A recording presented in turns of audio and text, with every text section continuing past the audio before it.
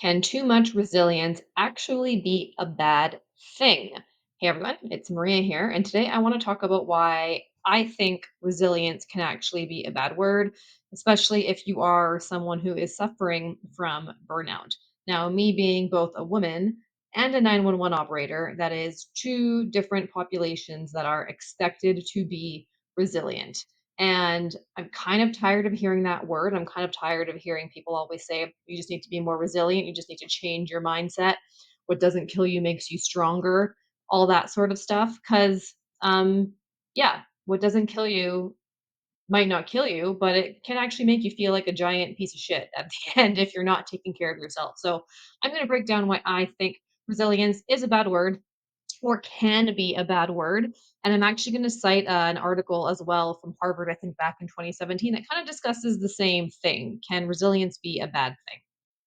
And I think one of the first reasons I don't love the word resilient is because it makes you it makes me feel like the blame is being put on me or on the person that, is burnt out. If you are burnt out and someone says you just have to change your mindset, you just have to be more resilient, it's going to make you feel really crappy. It's going to make you feel like you aren't doing enough. But ironically, you've been doing too much, which is what's already gotten you into this mess of your nervous system being completely dysregulated and and feeling completely and utterly and totally exhausted. And resiliency is probably what actually led you there. And so when you're saying to someone you just need to be more resilient, it kind of just makes them feel like they're being blamed for that. And it's not your fault. Just because you're burnt out, it doesn't mean you're not resilient. Resilience should not mean survive no matter what and don't rest. I think one of the biggest myths of resilience is that someone needs to adjust and adapt no matter the circumstances, and they have to be able to do that quickly, and that makes them resilient. But again, that in itself can lead to burnout. Being expected to constantly be more resilient, stronger. It's not sustainable for anybody. Not for women, not for 911 operators, not for anyone out there that's going through, trauma, PTSD, any of these things.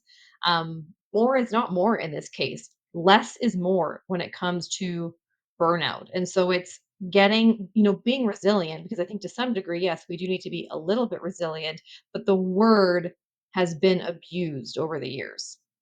I feel like it's just become a buzzword that people are throwing out there willy-nilly without really thinking about the meaning behind it. Try to remind myself when it comes to self-talk is, how would I speak to a friend? If a friend was coming to me telling me the problems that I have or some of the issues that I'm having, I would never look at them and be like, well, it sounds like you just need to be a bit more resilient. Sounds like you need to take on even more than all the things you're already taking on, because that's what that word has become to me anyways. You're just telling someone, well, it sounds like you need to do more, when you're burnt out, we all know we really just need to be doing less. Like I said, yes, some resilience is a good thing, but it's not the entire picture. You need to rest. You need to process. Your nervous system needs time to dysregulate and to feel safe. It needs to learn to unwind. It needs to learn new coping mechanisms. Full steam ahead resiliency is not the answer. Resiliency is not a substitute for rest, for boundaries, or for healing. And ultimately, true healing from burnout or anything for that matter is not about being unbreakable. It's about recognizing limits, validating pain, validating emotional pain, and also feeling safe in rest, not feeling, that nervous system dysregulation where you just feel like you can't rest because your body does not like it. It does not know what to do with rest. So it's about feeling safe in rest. You're not resilient if you lose it from time to time. You're just a human being. And human beings should not have to be over the top resilient or more resilient all the time. So that's my rant about resiliency. If you feel the same way, or if there's some like mental health healing buzzword that just drives you loco, feel free to let me know in the comments below. I'd love to hear it. If this video has helped you or if you agree with me, please hit the thumbs up button. That is a tremendous help to me and my new channel.